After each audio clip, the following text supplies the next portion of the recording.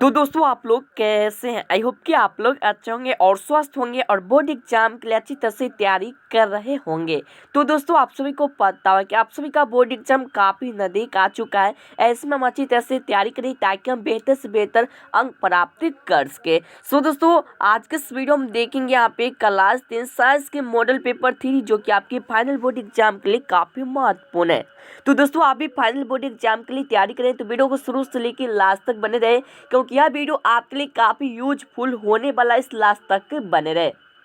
नमस्कार दोस्तों, मेरा नाम सोनू, आप देख रहे हैं एजुकेशनल गुप्ता जो टॉप चैनल पर चैनल को सब्सक्राइब कर ले, साथ में बेल आइकन उसको भी दबा के लाओ कर ली ताकि लेटेस्ट वीडियो आपको मिलता रहे सबसे पहले। सो दोस्तों वीडियो को शुरू करने से पहले वीडियो को लाइक कर दी, क्योंकि लाइक करने पैसा नहीं लगता है, तो एक लाइक तो बनता है, तो एक लाइक कर दी। साथ ही अपने दोस्तों में साथी फेसबुक ग्रुप और व्हाट्सएप ग्रुप में भी शेयर कर दी ताकि सब स्टूडेंट के पता चल सके, वो भी जुड़ सके, वो भी तैयारी करके बेहतर से बेहतर अंक प्राप्त कर सके। सो दोस्तों इससे पहले का वीडियो आप नहीं देखे तो वीडियो के नीचे लिंक है या चाहे प्ले लिस्ट में आपको बहुत सारे वीडियो मिल जाएगा, वहां से देखिए सभी प्रश्न को अच्छी तरह से याद कर ले। दोस्तों आपको बता दें इस वीडियो में जितने भी प्रश्न हैं काफी महत्वपूर्ण प्रश्न है, तो सभी प्रश्न को आप ध्यान सुने, कोशिश करके अच्छी तरह से याद कर सके, क्योंकि आपका बोर्ड एग्जाम काफी नजदीक आ चुका है। तो आप बेहतर अंक लाना चाहते हैं तो आपको बेहतर तरीका से मेहनत भी करना होगा। और आप सभी को पता है कि आप सभी का जो एग्जाम का समय है काफी कम है, तो ऐसे में आपको अच्छी तरह से तैयारी करना होगा, अच्छी तरह से मेहनत करना होगा, तभी जाकर आप अच्छे से अच्छे अंक प्राप्त कर सकते हैं। सो दोस्तों आपको बता दें इस वीडियो में जितने प्रश्न हैं, प्रश्न के आंसर आपको पहले से मालूम है, तो नीचे जाके कमेंट करिए ताकि आपको भी पता चल सके आपका जो तैयारी है कैसा है। तो चलिए दोस्तों इस कमाल की वीडियो को शुरू करते हैं। सभी प्रश्न को अच्छी तरह से याद कर ले और पहले से आंसर मालूम है तो नीचे जाके कमेंट जरूर करें और सभी बातों को आप ध्यान से सुने ताकि आप बोर्ड एग्जाम में कुछ लिख के आ पाए। ठीक है, तो चलिए यहाँ पे जानते हैं। दोस्तों यहाँ पे देखते जो साइंस का प्रथम प्रश्न है कि धातु होते हैं। तो दोस्तों यहाँ पे 4 ऑप्शन देख रहे हैं, जो कि 4 ऑप्शन बोर्ड एग्जाम में भी दिया रहेगा।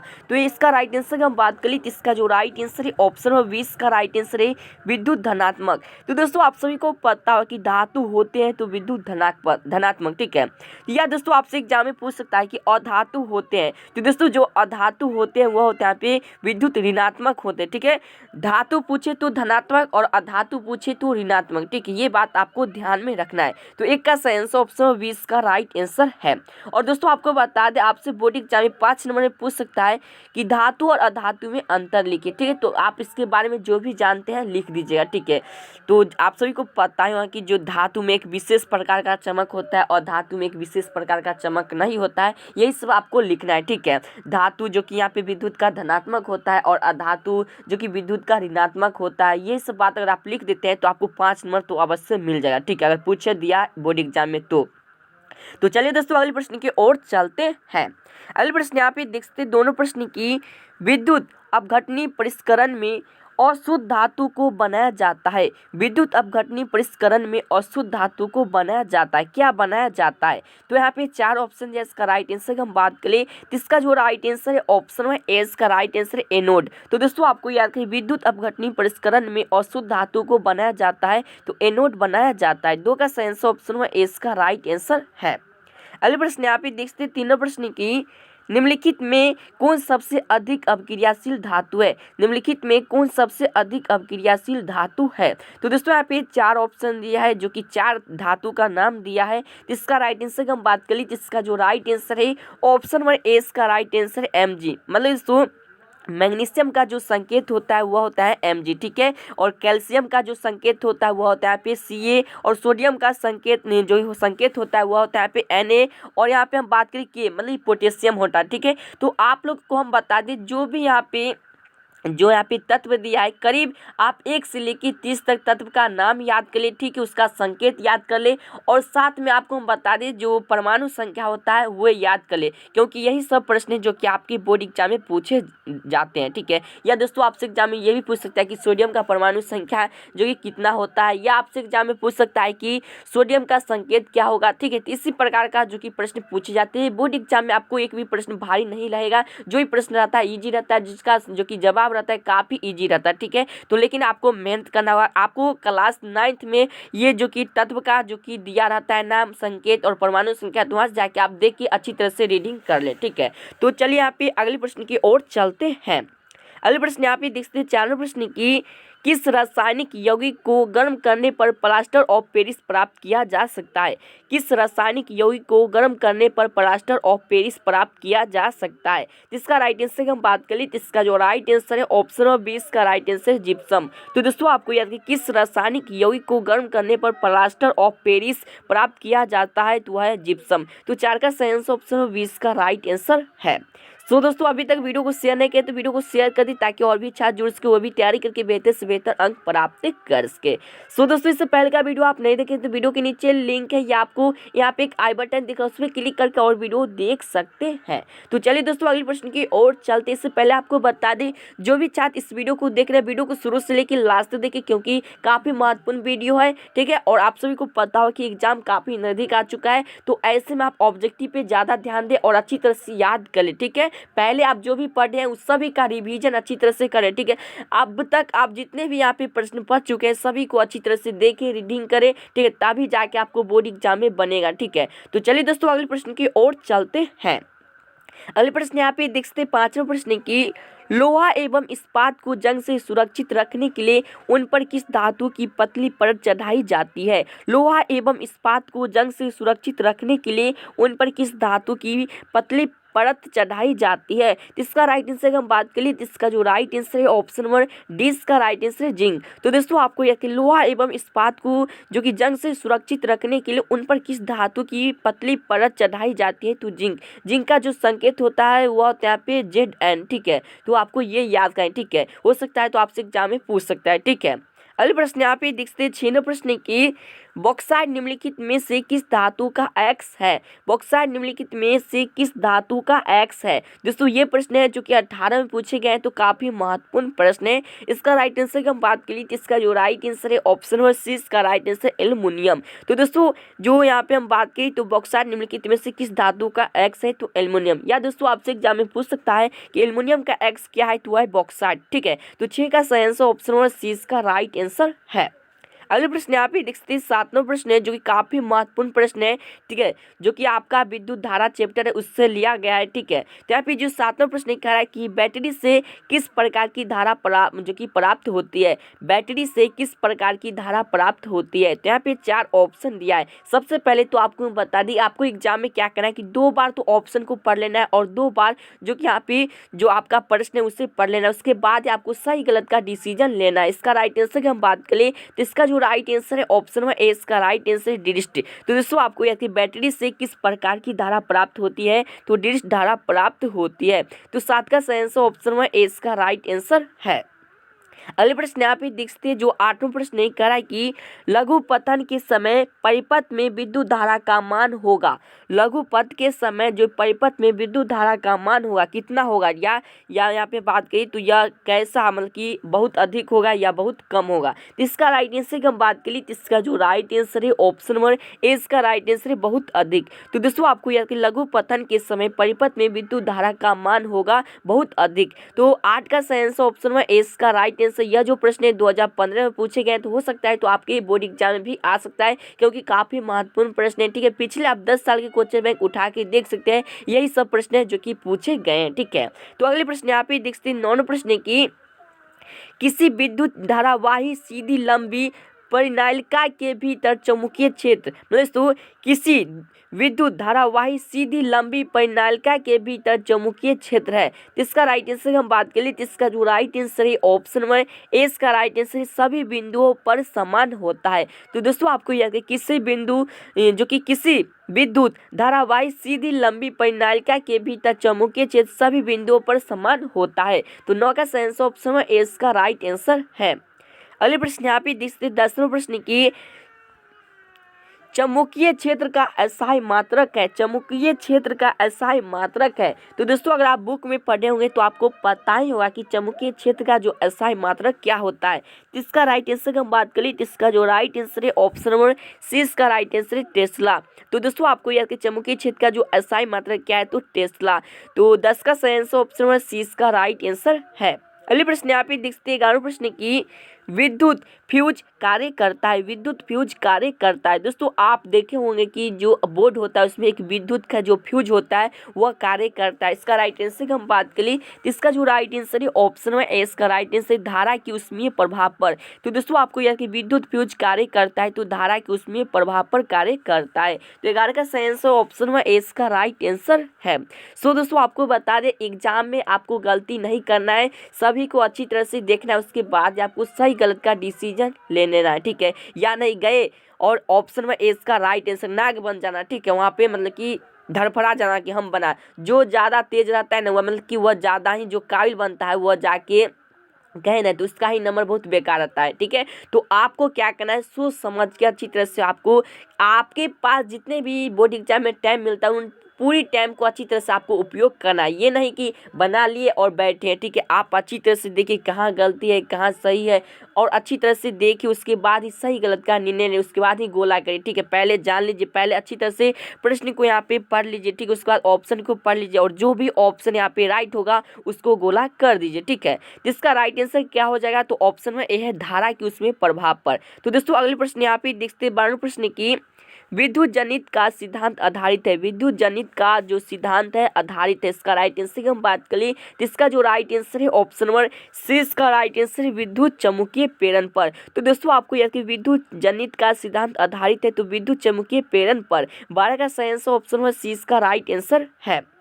अगले प्रश्न यहाँ पे देखते 13वें प्रश्न की विद्युत जनित कार्य करता है, विद्युत जनित कार्य करता है। तो यहाँ पे 4 ऑप्शन दिया, इसका राइट आंसर की हम बात करें जिसका जो राइट आंसर है ऑप्शन नंबर सी इसका राइट आंसर ऊर्जा के परिवर्तन, ऊर्जा के यहाँ पे परिवर्तक की तरह। तो दोस्तों आपको याद कि विद्युत जनित जो कार्य करता है ऊर्जा के परिवर्तक की तरह कार्य करता है। 13 का सही आंसर ऑप्शन नंबर सी इसका राइट आंसर है।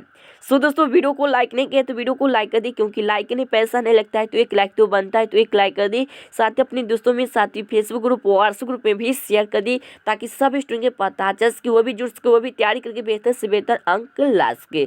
सो दोस्तों इससे पहले का वीडियो आप नहीं देखे तो वीडियो के नीचे लिंक है या चाहे प्ले लिस्ट में आपको बहुत सारे वीडियो मिल जाएगा, वहाँ से देख के सभी प्रश्न को अच्छी तरह से याद कर ले। दोस्तों आपको बता दें मैथ फिजिक्स केमिस्ट्री बायोलॉजी कोई प्रश्न में डाउट है तो डाउनलोड कर लीजिए, काफ़ी बेहतर ऐप है जिसकी मदद से आप कोई भी प्रश्न को सॉल्व कर सकते हैं। तो आज ही जाके डाउनलोड करिए डाउटर ऐप, जो कि बहुत सारे छात्र इसका यूज करें, आप ही जाके इसका यूज कर सकते हैं। जैसा कि दोस्तों आप सभी को पता होगा कि यहाँ पे अधिकतर जो छात्र रहते हैं उनको मैथ में डाउट रहता है, तो आपको मैथ में जो भी प्रश्न में डाउट है उससे फोटो खींचिए, क्रॉप कीजिए, सबमिट कर दीजिए और 3 सेकंड के अंदर में वीडियो सोल्यूशन और टेक्स्ट सोल्यूशन आपको आ जाएगा। और दोस्तों आपको एक बात बता दें कि जो मैथ में जो प्रश्न पूछे जाते हैं ना ऑब्जेक्टिव में, वो अधिकतर जो कि आपको सूत्र रहेगा, ठीक है। जैसे हम बात करें साइन थीटा से जो कि आपका त्रिकोणमिति है उससे आपको लिया जाएगा, ठीक है। मतलब कि आपका जो भी सूत्र है ना, ठीक है, ये सभी सूत्र अगर आप याद कर लेते हैं तो आपको ऑब्जेक्टिव है ना, ऑब्जेक्टिव जो प्रश्न वस्तुनिष्ठ 25 नंबर आपको और जो कि यहाँ पे सूत्र से रहेगा, ठीक है। और बाकी बात जो कि 2 से 3 प्रश्न रहेगा ऐसा जो कि आपको क्या तो वहाँ पे सूत्र के बैठा के आपको सोल्यूशन लिख करना होगा, उसके बाद ही आपको आंसर का जवाब वहाँ पे जो ऑप्शन के आधार पर देना होगा, ठीक है। तो चलिए दोस्तों अगले प्रश्न की ओर चलते हैं। इससे पहले आपको बता दें चैनल पर नया हो चैनल को सब्सक्राइब कर ले, साथ में बेल आइकन उसको भी दबा के लाओ कर ले, ताकि लेटेस्ट वीडियो आपको मिलता रहे सबसे पहले। तो चलिए दोस्तों अगले प्रश्न की ओर चलते हैं। जो भी चाहते इस वीडियो को देखें, वीडियो को शुरू से लेकर लास्ट तक बने रहे, ठीक है। तो दोस्तों यहाँ पे जो प्रश्न 14 नंबर करा कि मेरुरज्जु निकलता है, मेरुरज्जु निकलता है, इसका राइट आंसर की हम बात करें तो इसका जो राइट आंसर है ऑप्शन में यहाँ पे डी इसका राइट आंसर मेडुला से। तो दोस्तों आपको यह कि मेरुरज्जु निकलता है तो मेडुला से, यह जो प्रश्न है 2019 में पूछे गए हैं, ठीक है। तो 14 का सही आंसर ऑप्शन में डी इसका राइट आंसर है। अगले प्रश्न यहाँ पे देखते हैं 15 प्रश्न की मस्तिष्क का कौन सा भाग शरीर की स्थिति तथा संतुलन का अनुरक्षण करता है, मस्तिष्क का कौन सा भाग जो कि शरीर की स्थिति तथा संतुलन का अनुरक्षण करता है, इसका राइट आंसर की हम बात करें तो इसका जो राइट आंसर है ऑप्शन 1 यहाँ पे सी इसका राइट आंसर है अनुमस्तिष्क। तो दोस्तों आपको याद है मस्तिष्क का कौन सा भाग शरीर की स्थिति तथा संतुलन का जो कि अनुरक्षण करता है, तो यहाँ पे अनुमस्तिष्क, ठीक है। ये बात आपको याद है। 15 का सही आंसर ऑप्शन 1 सी इसका राइट आंसर है।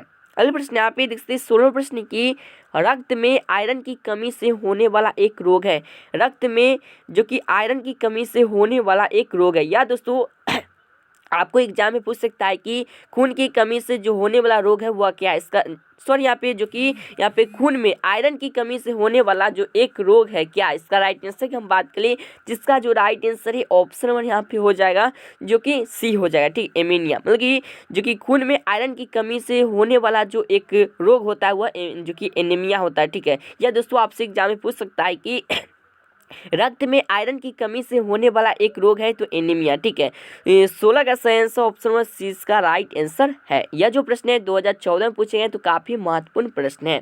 अगले प्रश्न यहाँ पे देख सकते 17वां प्रश्न की दो तंत्रिका कोशिका के मध्य खाली स्थान को क्या कहते हैं। दो तंत्रिका कोशिका के मध्य खाली स्थान को क्या कहते हैं। मध्य मतलब क्या होता है तो बीच। तो दोस्तों बीच में जो दो तंत्रिका कोशिका के बीच खाली स्थान को क्या कहते हैं। ठीक है, मतलब कि जैसे डॉट डॉट, आपको जो बहुत सारे ऐसे भी प्रश्न मिला होगा जहाँ पे डॉट डॉट मतलब वहाँ पे भरना रहता है। तो यहाँ पे हम मान लेते हैं कि मतलब कि दो तंत्रिका, ठीक है, इधर भी तंत्रिका, इधर बीच में जो खाली स्थान है इसे हम क्या कहेंगे। इसका राइट आंसर की हम बात करें तो इसका जो राइट आंसर है ऑप्शन में यहाँ पे 20 का राइट आंसर है सिनेप्स। तो दोस्तों आपको यह कि दो तंत्रिका कोशिका के मध्य खाली स्थान को क्या कहते हैं तो सिनेप्स कहते हैं। 17 का सही आंसर ऑप्शन में 20 का राइट आंसर है।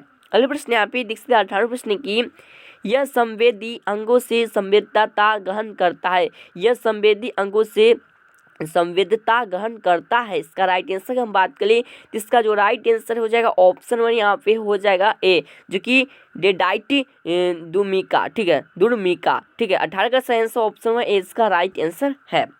अगले प्रश्न यहाँ पे देखते हैं 19वें प्रश्न की न्यूरॉन में छोटे साकिट प्रवर्धन होते हैं। न्यूरॉन में छोटे साकिट प्रवर्धन होते हैं।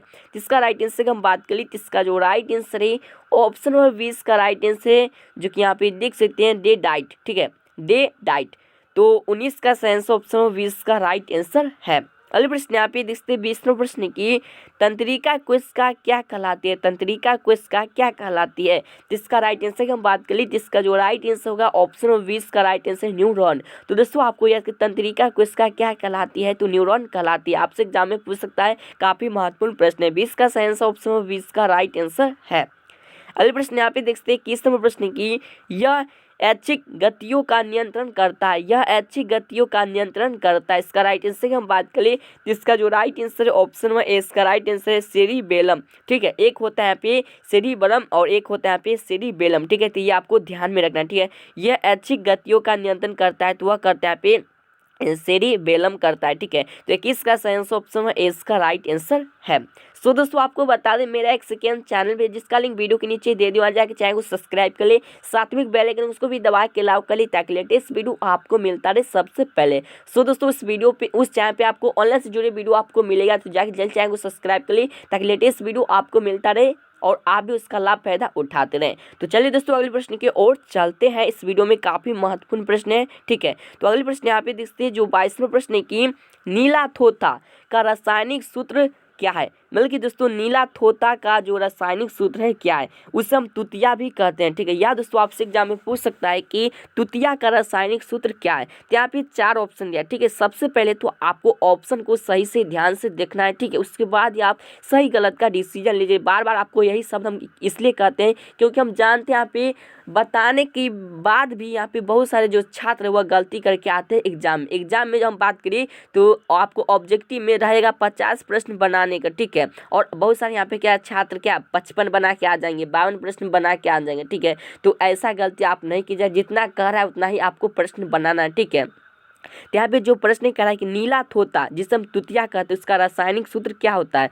जिसका राइट आंसर हम बात करें तो इसका जो राइट आंसर है ऑप्शन नंबर 20 का राइट आंसर है CuSO4 × 5H2। तो दोस्तों आपको याद कि जो तुतिया का रासायनिक सूत्र होता है वह होता है CuSO4 × 5H2O। ठीक है, तो 22 का सही आंसर ऑप्शन 20 का राइट आंसर। यह जो प्रश्न 2015 में पूछे गए हैं तो काफी महत्वपूर्ण प्रश्न है। ठीक है, हो सकता है तो आपके एग्जाम में भी आ सकता है। ठीक है, अगले प्रश्न यहाँ पे देख सकते हैं 23वें प्रश्न की सल्फ्यूरिक अम्ल का अणुसूत्र होता है? सल्फ्यूरिक अम्ल का अणुसूत्र होता है। इसका राइट आंसर की हम बात करें तो इसका जो राइट आंसर है ऑप्शन नंबर 20 का राइट आंसर है H2SO4। तो दोस्तों आप सभी को पता ही होगा कि सल्फ्यूरिक अम्ल का जो अणुसूत्र होता है वह होता है पे H2SO4। तो 23 का सही आंसर ऑप्शन नंबर 20 का राइट आंसर। यह भी प्रश्न 2015 में पूछे गए हैं, तो हम काफ़ी गारंटी के साथ कह सकते हैं कि हो सकता है तो आपके एग्जाम में भी आ सकता है। ठीक है, तो अगले प्रश्न यहाँ पे देखते हैं 24वां प्रश्न की सोडियम कार्बोनेट का अणुसूत्र है। ये दोस्तों ये भी प्रश्न काफी महत्वपूर्ण है। ठीक है, सोडियम कार्बोनेट का जो अणुसूत्र होता है वह क्या है? इसका राइट आंसर हम बात करें तो इसका जो राइट आंसर है ऑप्शन में यहाँ पे हो जाएगा ए। ठीक है, जो सोडियम का हो जाएगा NaCO3। ठीक है, तो आपको याद रखिए सोडियम कार्बोनेट का जो अणुसूत्र होता है वो होता है पे Na2CO3। तो 24 का सही आंसर ऑप्शन में ए इसका राइट आंसर है। अगले प्रश्न यहाँ पे देखते हैं 25वां प्रश्न की चीनी का रासायनिक सूत्र क्या है? चीनी का रासायनिक सूत्र क्या है? तो दोस्तों ये प्रश्न तो अवश्य आएगा, क्योंकि यह प्रश्न जो है आपको बायोलॉजी से भी पूछ सकता है या आपको केमिस्ट्री से भी पूछ सकता है। ठीक है, तो चीनी का जो रासायनिक सूत्र होता है क्या होता है? जल्दी से नीचे कमेंट करें। यहाँ पे 4 ऑप्शन दिया है, तो इसका राइट आंसर की हम बात करें तो इसका जो राइट आंसर है ऑप्शन नंबर यहाँ पे सी इसका राइट आंसर है C12H22O11। तो दोस्तों आपको याद है चीनी का जो रासायनिक सूत्र क्या होता है? तो C12H22O11। तो 25 का सही आंसर ऑप्शन नंबर सी इसका राइट आंसर। जो भी छात्र ऑप्शन नंबर सी कमेंट किए थे उन सभी छात्र का ऑप्शन नंबर सी सही है। ठीक है, सो दोस्तों आपको बता दें आप जो भी वीडियो देखते हैं उसे 5 से 6 दिन के बाद एक बार फिर से देख लीजिए। इससे क्या हो जाएगा, रिवीजन हो जाएगा, रिपीट हो जाएगा और आपको अच्छी तरह से याद हो जाएगा। ठीक है, क्योंकि हम जानते हैं आप बहुत सारे छात्र के मन में एक ही प्रश्न उठ रहा होगा कि हम आज पढ़ते हैं कल परसों जाके हम भुला जाते हैं। क्यों भुला जाते हैं? तो इसका कारण यही कि आप उसे दोबारा नहीं देखते, आप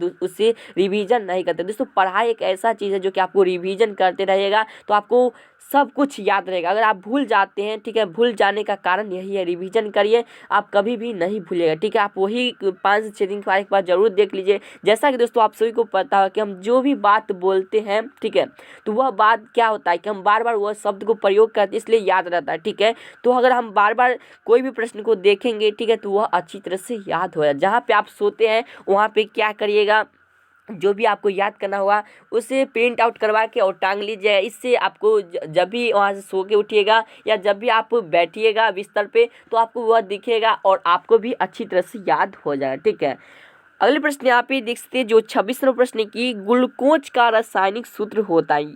ठीक है, ग्लूकोज का जो रासायनिक सूत्र होता है, तो दोस्तों ये भी प्रश्न काफ़ी महत्वपूर्ण प्रश्न है। ठीक है, इसका राइट आंसर की हम बात करें तो इसका जो राइट आंसर है ऑप्शन नंबर यहाँ पे हो जाएगा वी C6H12O6। ठीक है, ग्लूकोज का जो रासायनिक सूत्र होता है ना वो होता है पे C6H12O6। क्योंकि आप सभी को पता होगा कि ग्लूकोज का जो कि सूत्र है वह भी पूछे जाते हैं और इसका ही जो कि हम बात करें दुगुना होता है चीनी का सूत्र। ठीक है, तो आपको ये भी याद रखना है। ये भी प्रश्न 2016 में पूछे गए। अगर बात करें तो ये सभी प्रश्न इधर है जो कि पूछे ही गए हैं। ठीक है, तो हो सकता है आपको एग्जाम में भी आ सकता है। अगले प्रश्न यहाँ पे देखते हैं 27वां प्रश्न की खरिया का रासायनिक सूत्र क्या है? मतलब कि खरियार जो खरिया होता है उसका रासायनिक सूत्र क्या होता है? इसका राइट आंसर की हम बात करें इसका जो राइट आंसर है ऑप्शन नंबर जो कि हो जाएगा ए, सॉरी यहाँ पे ए नहीं होगा क्योंकि लगता है हमको सी होगा। ठीक, इस प्रश्न में डाउट है। ठीक है, इसका आंसर क्या होगा आप नीचे कमेंट करिए। ठीक है, अगर हम बात करें तो इसका जो राइट आंसर होगा वो हो जाए पे CaCO3, क्योंकि यही इसका राइट आंसर हमको ख्याल से। ठीक है, तो 27 का सही आंसर ऑप्शन में सी इसका राइट आंसर। यह जो प्रश्न है 2017 में पूछे हैं, तो काफ़ी महत्वपूर्ण प्रश्न है। अगले प्रश्न यहाँ पे देखते हैं 28वें प्रश्न की कोई विलयन लाल लिटमस को नीला कर देता है उसका पीएच मान होगा। दोस्तों कोई विलयन लाल मतलब कि जो लाल लिटमस को नीला कर देता है उसका जो पीएच मान होगा कितना होगा? तो इसका राइट आंसर की हम बात करें तो इसका जो राइट आंसर होगा ऑप्शन 1 जो कि यहाँ पे डी इसका राइट आंसर है 10। तो दोस्तों आपको याद कि कोई विलयन लाल लिटमस को नीला कर देता है उसका पीएच मान होता है तो 10 होता है। और दोस्तों आप सभी को पता होगा कि पीएच मान का जो खोज किया था वह सुलेंसर वैज्ञानिक ने किया था।